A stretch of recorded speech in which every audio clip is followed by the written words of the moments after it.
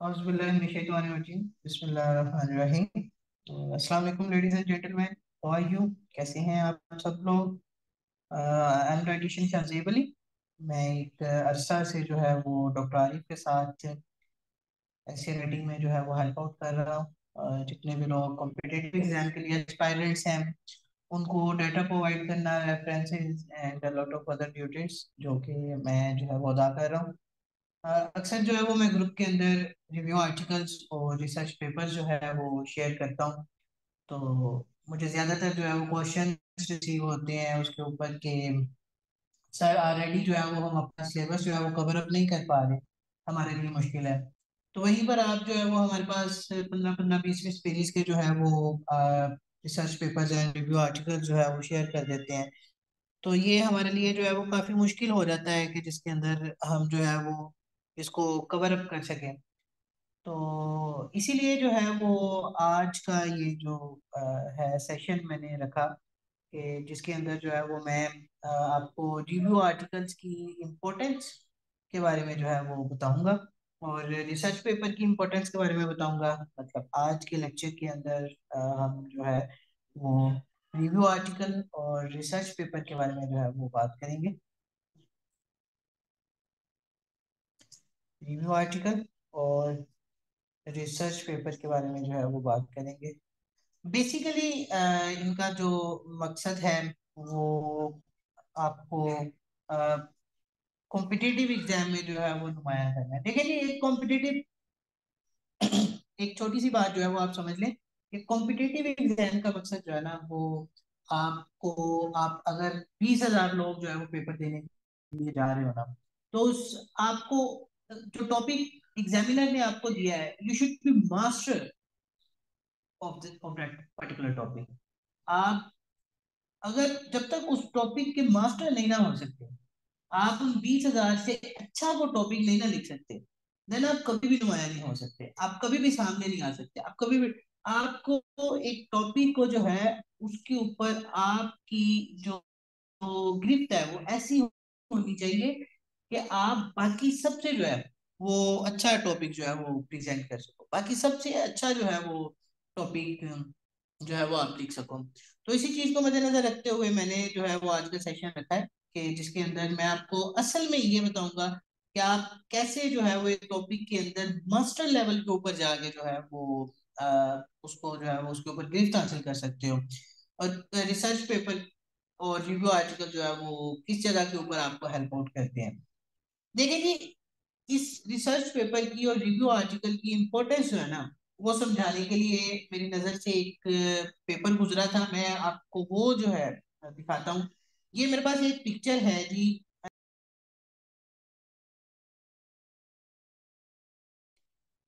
जी ये देखें जी, मैं यहाँ पर असल में आपको लेके आना चाह रहा था। ये है वो फोर्थ टॉपिक जो मैंने अभी आपको दिखाया, polarise politics issues and challenges of democracy in Pakistan. 2020 के ऐसे राइटिंग के अंदर 4 पॉइंट वाला ऐसे जो है वो सेम एग्जामिनर ने इसी जो है वो आर्टिकल को उठाया और उसका क्वेश्चन बना के आपको दे दिया। सही है। तो इससे मतलब मैं आपको बताना ये चाहता हूँ कि जो आपका एग्जामिनर है वो आपसे एक अपडेटेड नॉलेज जो है वो चाहता है कि आप एक अपडेटेड नॉलेज जो है वो अपने पेपर के अंदर लिख सकें। आप इन डेप्थ एनालिसिस जो है वो डीप इनसाइड जो एनालिसिस है उसके बारे में जो है वो लिख सकें। तो वो आपको जर्नल बुक्स जो आप अपनी सब्जेक्ट बुक कोर्सेज और ये सारा कुछ पढ़ते हैं वो आपको इतना डीप एनालिसिस जो है वो प्रोवाइड नहीं करती। आपको अपडेटेड नॉलेज के लिए, डीप एनालिसिस के लिए आपको पेपर की जरूरत पड़ती है, आपको रिव्यू आर्टिकल की जरूरत पड़ती है, आपको रिसर्च पेपर की, रिसर्च एनालिसिस की जरूरत पड़ती है। सही है। और दूसरा जो रिसर्च पेपर है, एक तो ये है कि एग्जामिनर की और आपकी लाइन जो है वो सेम हो जाती है। दूसरा इसकी इंपॉर्टेंस जो है वो हम इससे लगा सकते हैं कि जो एक पेपर है ना वो 15 पेजेस का है ना, अगर तो वो 15 पेजेस का एक, देखो ना 15 पेजेस के अंदर 2-3 पेजेस तो वैसे ही रेफरेंसेस के अंदर गुजर जाते हैं। सही है। तो पीछे रह गए आपके 12-10-12 पेजेस। वो 10-12 पेजेस का पेपर, एक रिव्यू आर्टिकल आपको उस टॉपिक की इच्ची पिच्ची बताया जाता है। सही है। पूरा स्कोप ऑफ टॉपिक बताया जाता है आपको, वो बताया जाता है कि अब तक इस टॉपिक के अंदर, इस इशू के अंदर, इस इवेंट के अंदर क्या क्या कुछ हो चुका है। ठीक है। और फिर उसके बाद प्रोस्पेक्ट्स बताया जाता है आपको, फ्यूचर एनालिसिस कर जाता है वो पेपर। तो एक 15 पेजेस का एक आर्टिकल, 10 पेजेस का एक आर्टिकल, 20 पेजेस का एक आर्टिकल आपको उस टॉपिक के ऊपर इतनी गिरफ्त दे जाता है कि आप जो है वो इजीली उस टॉपिक को लिख भी सकते हैं, उस टॉपिक को आप जो है वो पढ़ भी सकते हैं, आप उस टॉपिक के ऊपर बात भी कर सकते हैं, और इंटरव्यू के अंदर तो आप माइंड ब्लोइंग हो जाएंगे रिव्यू आर्टिकल से नॉलेज लेने के बाद। तो ये कोई मुश्किल काम नहीं है जी, इजी है रिव्यू आर्टिकल्स को पढ़ना, बहुत आसान है। हाई ऑर्डर लर्निंग के अंदर जो है वो हम इसको इस्तेमाल करते हैं, और क्रिएटिव थिंकिंग के अंदर जो है वो हम इसको इस्तेमाल करते हैं। तो आज हम सारी की सारी बातें अपने रिव्यू आर्टिकल्स, रिसर्च पेपर्स के बारे में जो है वो करेंगे। ठीक है। तो ये तो इम्पोर्टेंस मैंने थोड़ी सी आपको जो है वो बताई थी कि जो इस इंटरनेशनल इस्लामिक यूनिवर्सिटी के अंदर पेपर लिखा गया, राइटर ने वही टॉपिक जो है वो उठा के आपको क्वेश्चन के अंदर दे दिया। तो मतलब ये है कि सॉरी, एग्जामिनर ने, मतलब ये है कि एग्जामिनर आपसे यही चीज चाहता है और आपने यही चीज प्रोवाइड करना है।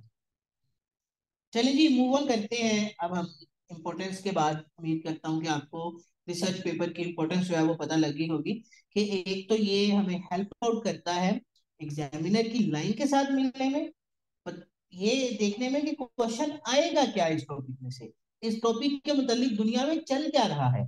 ठीक है। दूसरा, ये आपको मास्टर करता है किसी भी टॉपिक के ऊपर, आप इजीली उस टॉपिक के ऊपर अपनी ग्रिप हासिल कर सकते हो। सही है।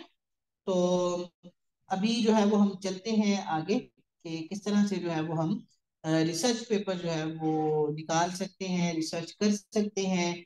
गूगल स्कॉलर का जो डैशबोर्ड है वो हमें किस तरह से हेल्प आउट कर सकता है। ठीक है जी। सो अभी आपको सबसे पहले जो है वो गूगल स्कॉलर जो है वो सर्च करना है। आप अपने क्रोम के ऊपर जाएं, या कोई भी आप ब्राउजर जो है वो इस्तेमाल करते हैं उसके ऊपर जाएं। वहां पर जाकर आप गूगल स्कॉलर के ऊपर जो है वो सर्च करें। गूगल स्कॉलर जी हम ओपन कर लेते हैं। Google scholar open. Google scholar असल में एक सर्च इंजन है, और इसके ऊपर बहुत सारे जर्नल्स इकट्ठे होते हैं, और यहाँ से हमें रिव्यू आर्टिकल्स, रिसर्च पेपर और ये बाकी सारी चीजें जो है वो मिलती हैं। तो इस तरह के बहुत सारे और सर्च इंजन हैं, बहुत सारे और जर्नल्स अपने सर्च इंजन हैं, लेकिन जो गूगल स्कॉलर है ना, ये one of the most famous search engine है। सो ज्यादातर जो है वो इसी का इस्तेमाल किया जाता है। तो आप भी जो है वो एस्पायरेंट्स जो है वो सारे इसी का इस्तेमाल करें, क्योंकि ये एक फेमस है, अपडेटेड है, सिंपल है, इसका डैशबोर्ड जो है वो सिंपल डैशबोर्ड के साथ है। तो यहाँ पर जी आप देख सकते हैं, मैं अपनी इसे read कर लेता हूँ, अब आपको एनोटेट करके भी जो है वो मैं साथ साथ बता सकूं। तो एनोटेशन ऑन कर लेते हैं जी हम अपनी। ये देखें जी, यहाँ पर आपने अपनी सर्च करनी है, यहाँ पर आप अपना कीवर्ड लिखें जो भी आपने सर्च करना है। फॉर एग्जांपल सीपैक आया है ऊपर, तो हम सीपैक को ही सर्च कर लेते हैं, सीपैक का कीवर्ड है। तो मैंने अपना कीवर्ड सर्च किया है जी सीपैक। तो ये है जी आपका डैशबोर्ड। सीपैक कीवर्ड सर्च करने के बाद ये आपका डैशबोर्ड खुल गया है, जो कि गूगल स्कॉलर का डैशबोर्ड है। अब सबसे पहले इस चीज को, इस डैशबोर्ड को समझना जरूरी है, ताकि हम एक अपडेटेड नॉलेज चाहिए तो अपडेटेड नॉलेज ले सकें, एक स्पेसिफिक ड्यूरेशन के अंदर नॉलेज चाहिए तो स्पेसिफिक ड्यूरेशन के अंदर नॉलेज ले सकें, और दूसरा जो है वो रिव्यू आर्टिकल चाहिए तो रिव्यू आर्टिकल ले सकें, रिसर्च पेपर चाहिए तो रिसर्च पेपर, केस स्टडीज तो केस स्टडीज। ठीक है। तो इसलिए इस डैशबोर्ड को समझना बहुत ही जरूरी है। तो सबसे पहले जी यहाँ पर देखें तो सबसे ऊपर आपका सर्च बार आती है, जहां पर आप सर्च कर सकते हैं। फिर उसके बाद ये आपके आर्टिकल्स हैं, ये भी आर्टिकल है, ये भी आर्टिकल है, ये जो आपको जो है वो बार्स नजर आएंगी, ये सारे आर्टिकल हैं। आर्टिकल 1 है, आर्टिकल 2 है, आर्टिकल 3 है। तो ये सारे के सारे जो है वो आपके आर्टिकल्स हैं। ठीक है। अच्छा, यहाँ पर जो है वो आपका टाइम है, जहां पर आप टाइम स्पेसिफाई कर सकते हैं। यहाँ पर आपकी रेलेवेंस है, और फिर यहाँ पर आपका जो है वो टाइप है कि आपको रिसर्च पेपर चाहिए या रिव्यू आर्टिकल चाहिए। ये सारी चीजें हैं। बाकी नीचे की चीजें आप इग्नोर कर दें, वो रिसर्चर्स के लिए हैं। आप इन्हीं चीजों के ऊपर जो है वो फोकस करें, यानी कि ये रिसर्च बात, फिर आर्टिकल्स की बात, और फिर टाइम, और फिर रेलिवेंस, मतलब sorting उसकी कैसे होनी चाहिए, फिर उसके बाद जो है वो टाइम। ठीक है। तो अभी हमने हम सबसे पहले जो है वो ये वन बाय वन एक एक चीज को समझ लेते हैं। तो अगर आप हम टाइम की बात करते हैं कि टाइम जो है वो किस तरह से, ये टाइम बार जो है वो हमारे लिए अहम है। तो लेट्स सी है, ये हमारे पास टाइम बार है। इसके अंदर स्पेसिफिक करके टाइम भी लिखा हुआ है, और जो है वो ड्यूरेशन कस्टम रेंज के अंदर भी लिखी हुई है। फॉर एग्जांपल, अगर मैं चाहता हूँ कि मुझे सीपैक का नॉलेज जो है वो 2020 से आगे वाला चाहिए, उससे पहले वाला नहीं चाहिए, then I will click on it. मुझे 2020 से आगे का नॉलेज मिलना शुरू हो जाएगा। ठीक है। इसी तरह से अगर मैं चाहता हूँ जी कि मुझे कस्टम रेंज के अंदर जो है वो सीपैक का नॉलेज चाहिए, तो मैं कस्टम रेंज के ऊपर क्लिक करूंगा, तो ये मेरे पास आप देख सकते हैं कि यहाँ पर ये कस्टम रेंज के अंदर जो है वो मेरे पास ये आ चुका है कि मैं यहाँ पर जो है वो बिफोर डेट और ये आफ्टर डेट लिख के यहाँ से जो है वो मैं निकाल सकता हूँ। सही है। तो इस तरह से जो है वो हम अपने टाइम बार को इस्तेमाल कर सकते हैं। तो इसका एक छोटा सा टेस्ट करके देख लेते हैं जी। देखें, मैं सबसे पहले क्लिक करता हूँ एनी टाइम के ऊपर। तो जैसे ही मैंने एनी टाइम के ऊपर क्लिक किया है, तो ये देखें जी कि मेरे पास ये 2015, ये देखें ये टाइटल होता है जी इस बार के अंदर किसी भी आर्टिकल का। फिर उसके बाद ये जो है वो ऑथर्स का नाम लिखा होता है जी, और फिर ये जर्नल का नाम लिखा होता है यहाँ पर, और फिर इसी के साथ टाइम होता है, और फिर उस वेबसाइट के बारे में लिखा होता है, मतलब वेबसाइट का लिंक होता है जहाँ से हम इसे निकाल सकते हैं। और ये जो है वो एक छोटी सी इंफॉर्मेशन लिखी होती है उस आर्टिकल के बारे में। इसी तरह से ये देखें जी, ये टाइटल, फिर उसके बाद ये ऑथर्स, और फिर ये जर्नल, और फिर ये वेबसाइट का लिंक। सही है। और जर्नल के साथ जो है वो टाइम लिखा होता है कि कब ये आर्टिकल जो है वो पब्लिश हुआ है। तो अभी आ जाते हैं जी इस टाइम के ऊपर कि जब मैंने एनी टाइम के ऊपर क्लिक किया है, तो ये 2015, देखिए जी 2015 का आर्टिकल, फिर ये 2018 का आर्टिकल।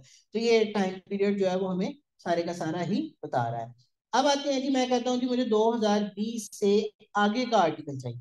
तो मैं 2020 के ऊपर जैसे ही क्लिक करता हूँ, सिंस 2020 के ऊपर, तो ये देख सकते हैं कि मेरा टाइम पीरियड अब 2021 ठीक है जी 2020। तो 2020 से ऑनवर्ड जितने भी टाइम हैं उनका मुझे जो है वो ये देखें, 2020 फिर 2022, तो ये मुझे उनकी इंफॉर्मेशन जो है वो मिल जाती है। ठीक है जी। आपको उम्मीद करता हूँ इसकी समझ आ गई होगी कि अच्छा, अब ये इम्पोर्टेंट किस तरह से होता है हमारे लिए कि ये इम्पोर्टेंट होता है कि ऐसा टॉपिक जो हिस्टोरिकल टॉपिक हो, ऐसा टॉपिक जो है वो लॉन्ग टर्म चलने वाला टॉपिक, जैसे आप कोल्ड वार समझ लें। कोल्ड वार एक बहुत लंबे अरसे तक चलने वाली वार थी। सही है। तो जब ये कोल्ड वार होगी इस तरह से, जब इस तरह के टॉपिक होते हैं और आप एक स्पेसिफिक ड्यूरेशन के अंदर रिसर्च करना चाहते हैं, स्पेसिफिक ड्यूरेशन के आर्टिकल्स को पढ़ना चाहते हैं, तब आप इस रिसर्च बार का इस्तेमाल कर, आप इस टाइम बार का जो है वो इस्तेमाल करते हैं। इसी तरह से आप समझ लें कि जब आप अपडेटेड नॉलेज चाहते हैं, मैं कहता हूं जी कि मुझे सीपैक के ऊपर अपडेटेड नॉलेज चाहिए, तो मैं सीपैक के ऊपर अपडेटेड नॉलेज यहाँ पर क्लिक करके ले सकता हूँ 2024 के ऊपर। Let's click on it. तो मैंने जैसे ही इसके ऊपर टच किया है, तो टच करने के बाद आप देख सकते हैं मेरे पास सारे का सारा डाटा 2024 का आ जाएगा, 2024 का डाटा आ जाएगा। ठीक है। तो ये है जी इम्पोर्टेंस आपके जो है वो टाइम बार। तो ज्यादातर जितना लेटेस्ट डाटा होता है, जितना अपडेटेड नॉलेज होता है, वो उतना ही स्पेसिफिक नॉलेज होता है। सही है। उतना ही किसी एक टॉपिक के अंदर स्पेसिफिक हो के जो है वो बात की होती है उसके अंदर। और जितना प्रीवियस डाटा होता है वो उतना ही ब्रॉडर डाटा होता है, वो उतना ही जो है वो उसका स्कोप ज्यादा होता है डाटे का, वो स्पेसिफिक किसी एक चीज के ऊपर नहीं होता। तो आई विल ट्राई कि मैं इन छोटी छोटी चीजों के ऊपर अलग से शॉर्ट्स बना के या वीडियोस बना के, शॉर्ट वीडियोस बना के आपके साथ एक्सप्लेन कर दूं, क्योंकि अब ये जनरल वीडियो है, इसके अंदर बहुत लंबे हमें बहुत सारे और काम करने हैं। सो अभी तक इतना ही। ठीक है जी। जिसके अंदर एक तो हमने टाइम बार को पढ़ लिया, दूसरा हमने जो है वो आर्टिकल बार को पढ़ लिया, अब हम रेलिवेंस के ऊपर आते हैं। तो इसमें जो है वो आप देख सकते हैं कि ये जो है वो सॉर्ट बाय रेलिवेंस, सॉर्टिंग के ऊपर सॉर्ट बाय डेट। तो अगर आप किसी भी टॉपिक के लिए रेलिवेंट होके ढूंढना चाहते हैं, तो उस टॉपिक मतलब वो जो आपने कीवर्ड लिखा है वो कीवर्ड उसके टाइटल के अंदर मौजूद हो, तब आप सॉर्ट बाय रेलिवेंस करें। मतलब ये देखें, सीपैक टाइटल के अंदर है, सीपैक टाइटल के अंदर है, सीपैक टाइटल के अंदर है, उसने हाईलाइट भी कर दिया है सीपैक को, सही है। तो सभी टाइटल्स के अंदर सीपैक होगा। तो उस उसमें जो है वो आपको ये हेल्प आउट करेगा। और अगर आप डेट के लिए स्पेसिफिक होना चाहते हैं तो फिर जो है वो डेट के अंदर वो आपको डेट स्पेसिफाई कर देगा, टाइटल के अंदर जो है वो फिर नहीं होगा। अच्छा, इस तरह से फिर आगे टाइप के ऊपर आ जाते हैं जी, कि ये दो टाइप, मतलब यहाँ पर लिखा हुआ है एनी टाइप और रिव्यू आर्टिकल। अगर मैं रिव्यू आर्टिकल के ऊपर क्लिक करता हूँ तो मेरे पास सिर्फ रिव्यू आर्टिकल्स आ जाएंगे। अगर मैं एनी टाइप के ऊपर क्लिक करता हूँ तो मेरे पास एनी टाइप आ जाएगी, सही है। मतलब रिसर्च पेपर एनालिसिस और ये सारी चीजें। तो अब ये समझना बहुत जरूरी है कि रिव्यू आर्टिकल और एनी टाइप रिसर्च पेपर या केस स्टडीज या एनालिसिस के अंदर जो है वो क्या फर्क है। सो लेट्स मूव टुवर्ड कि हम जो है वो देखते हैं कि इनमें क्या फर्क है, ठीक है जी। ये लो, आ जाए जी। मैंने व्हाइट बोर्ड कोशिश की है कि इसमें मैं कर लूं। तो अच्छा, अब आते हैं जी हम इसके अंदर और देखते हैं जी इनमें क्या फर्क है। तो मैं आपको ये समझाने के लिए मैं बताता हूँ कि 2015 से ऑनवर्ड, मतलब 2015 के अंदर एक पेपर लिखा गया, रिसर्च पेपर था सीपैक के ऊपर ही। फिर उसके बाद 2016 के अंदर रिसर्च पेपर लिखा गया। फिर इसी तरह से 17 के अंदर रिसर्च पेपर लिखा गया। फिर इसी तरह से 18 के अंदर रिसर्च पेपर लिखा गया। फिर इसी तरह से 19 के अंदर रिसर्च पेपर लिखा गया। फिर इसी तरह से 20 के अंदर रिसर्च पेपर लिखा गया, सही है। तो मुख्तलिफ ईयर्स के अंदर मुख्तलिफ टॉपिक्स के ऊपर जिनका जो डोमेन थी वो सीपैक ही था, उनमें रिसर्च पेपर लिखे गए। और ये रिसर्च पेपर हमेशा स्पेसिफिक होता है, स्पेसिफिक होता है टुवर्ड्स अ सिंगल टॉपिक, ठीक है। मतलब मैं कहता हूं कि 2015 के अंदर जो सीपैक के ऊपर रिसर्च पेपर लिखा गया वो था सीपैक का एनालिसिस जियो स्ट्रेटेजिकली। फिर उसके बाद 16 के अंदर जियो पोलिटिकली। फिर 17 के अंदर जियो इकोनॉमिकली। फिर 18 के अंदर जो है वो सोशियो इकोनॉमिकली हमने देखा, ठीक है। फिर 19 के अंदर जो है वो हमने उसके इम्पैक्ट ट्रेड के अंदर देखे, ठीक है। और फिर 20 के अंदर हमने वही रिसर्च पेपर जो है, मतलब एक रिसर्च पेपर लिखा गया जो कि पाकिस्तान और चाइना इंटरेस्ट के पर्सपेक्टिव के ऊपर लिखा गया। तो मुख्तलिफ स्पेसिफिक टॉपिक के ऊपर लिखे गए रिसर्च पेपर को जब हम कंबाइन करके एक पेपर की फॉर्म में, एक समरी पेपर की फॉर्म में ले आएंगे, उस समरी पेपर की फॉर्म को हम आर्टिकल रिव्यू आर्टिकल कहेंगे। रिव्यू आर्टिकल हम फिर उसे कहेंगे। मतलब मुख्तलिफ रिसर्च पेपर्स को जब हम एक सिंगल डॉक्यूमेंटेड फॉर्म के अंदर समरी करके ले आए तो उसे हमने रिव्यू आर्टिकल कह दिया। तो एक रिव्यू आर्टिकल आप सोच कर देखें कि आपको कितनी ऊंचाइयों तक उसका नॉलेज, उस टॉपिक का नॉलेज जो है वो दे सकता है। समझ लगी आपको कि मुख्तलिफ रिसर्च पेपर्स को कंबाइन करके समरी की फॉर्म में, अब समरी ये बुलेट्स की फॉर्म में नहीं होती, अब ये डॉक्यूमेंटेड फॉर्म के अंदर समरी होती है। आर्टिकल राइटिंग का एक अपना स्टाइल होता है, उस आर्टिकल राइटिंग के स्टाइल के अंदर जो है वो समरी जब हमने मुख्तलिफ रिसर्च पेपर्स का रिव्यू जो है वो सामने रख दिया, उसको हम रिव्यू आर्टिकल कहते हैं। और ये रिव्यू आर्टिकल जो है वो आपको in depth knowledge of all of these research papers जो कि आप पहले जो है वो हो चुके हुए हैं या रिसेंटली हो चुके हैं, उनको कंबाइन करके एक सिंगल फॉर्म के अंदर जो है वो डॉक्यूमेंटेड फॉर्म के अंदर आपको प्रोवाइड कर देगा सारे का सारा नॉलेज, सही है। तो ये थी रिव्यू आर्टिकल और रिसर्च पेपर के अंदर फर्क।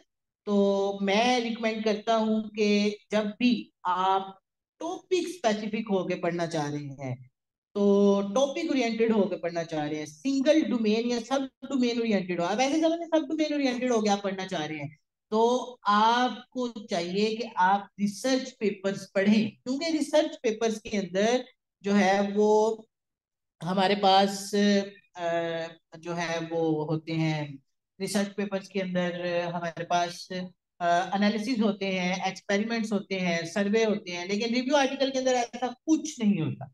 सही है। और जब कभी भी आप एक ब्रॉडर और general sense of the topic लेना चाह रहे हैं, आप स्कोप ऑफ द टॉपिक पता करना चाह रहे हैं, आप जो है वो डेप्थ ऑफ द टॉपिक देखना चाह रहे हैं, तब आप एक रिव्यू आर्टिकल पढ़े जिसके अंदर सारे का सारा नॉलेज दिया गया हो इन अ सिंगल डॉक्यूमेंट। सही है जी। ये है आपका असल में रिव्यू आर्टिकल और रिसर्च पेपर में फर्क। अब जल्दी जल्दी से हम जो है वो इसके रिव्यू आर्टिकल के टाइप्स के ऊपर भी जो है वो चले जाते हैं।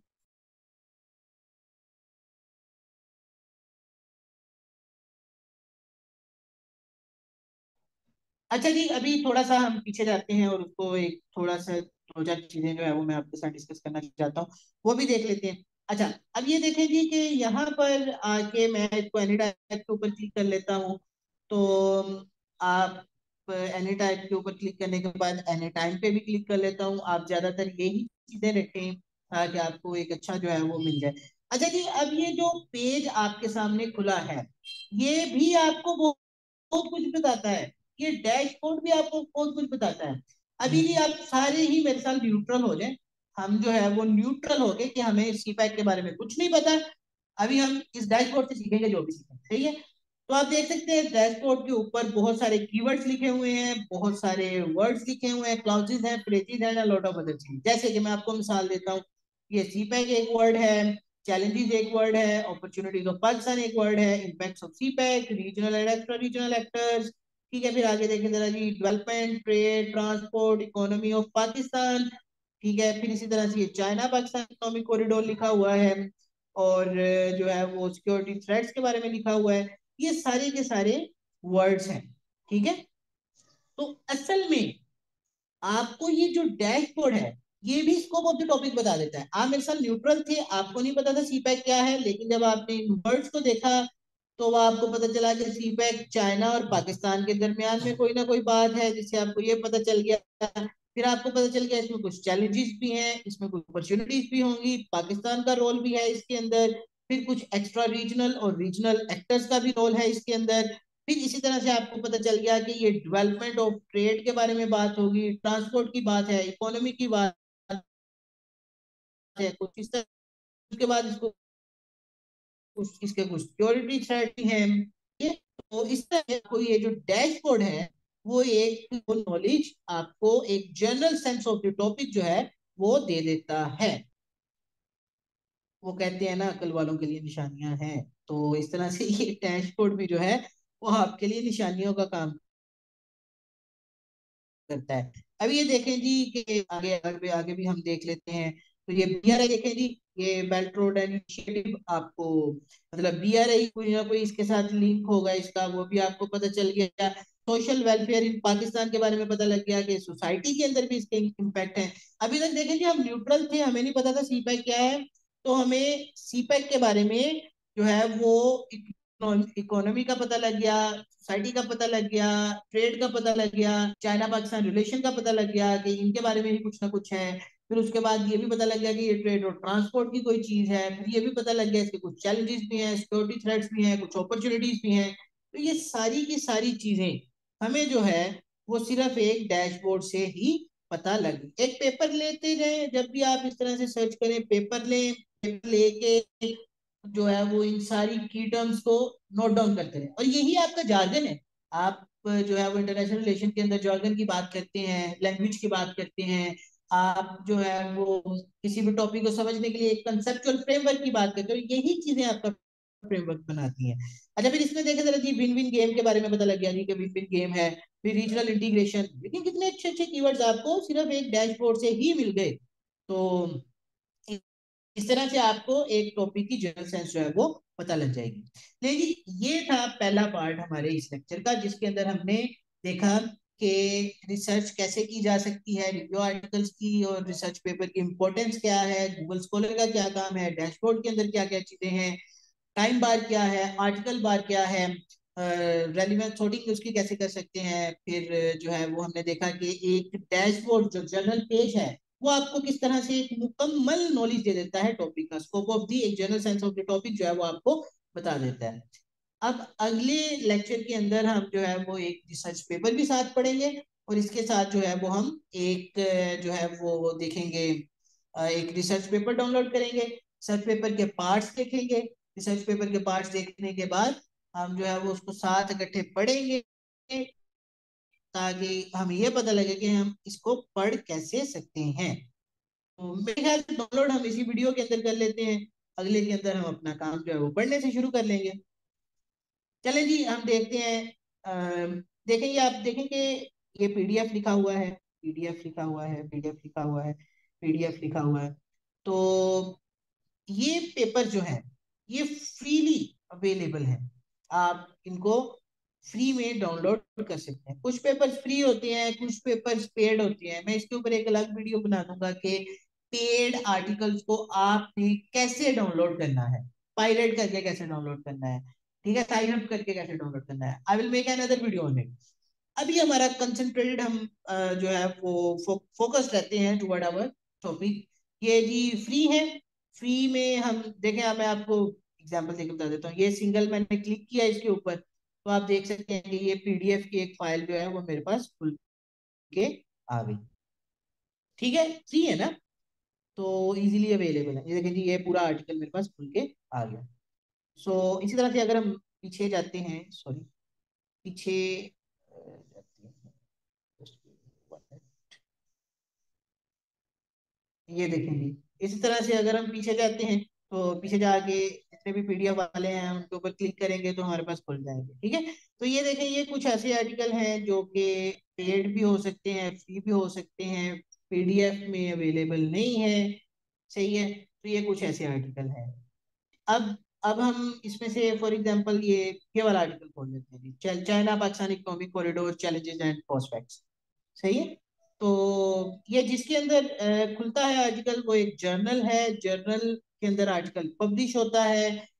तो ये देखें जी, ये जर्नल नेम जो है वो, फिर उसके बाद उसका सब नेम, सब डोमेन, सब जर्नल भी होते हैं वो आ जाता है। फिर उसके बाद जो है वो आपका टाइटल आ जाता है आर्टिकल का। फिर ये देखें जी, डाउनलोडिंग के लिए उन्होंने दिया हुआ है। सभी का ऐसा नहीं होगा, सभी के मुख्तलिफ होते हैं। वो आप जैसे जैसे जर्नल खोलते जाएंगे आपको पता लगता जाएगा कि किस किस जर्नल का क्या क्या जो है वो सिस्टम है। सही है, फिर इसी तरह से आप जो है वो आगे फॉरवर्ड हो तो आप देख सकते हैं जी कि ये कीवर्ड्स लिखे हुए हैं। कीवर्ड्स आपको बता देंगे जी स्पेसिफिक सा जो क्लासिफिकेशन बता देंगे जी आपको। इंटरनेशनल रिलेशन के अंदर ये यूज होगा, इंटरनेशनल पॉलिटिक्स के अंदर होगा, फॉरेन अफेयर का टॉपिक है, डेवलपमेंट पॉलिसी का टॉपिक है। सही है, किस ईयर के अंदर पब्लिश हुआ है, किस लैंग्वेज के अंदर पब्लिश हुआ है, किस जर्नल के अंदर पब्लिश हुआ है, यहाँ पर जो है वो मिल जाएगी। ठीक है जी, तो ये था जी हमारी फर्स्ट वीडियो जिसके अंदर हमने जो है वो देख लिया कि हम एक पेपर जो है वो कैसे निकाल सकते हैं और पेपर के अंदर जो है वो डाउनलोड कैसे कर सकते हैं, और ये सारी चीजें हमने इसके अंदर जो है वो देख ली।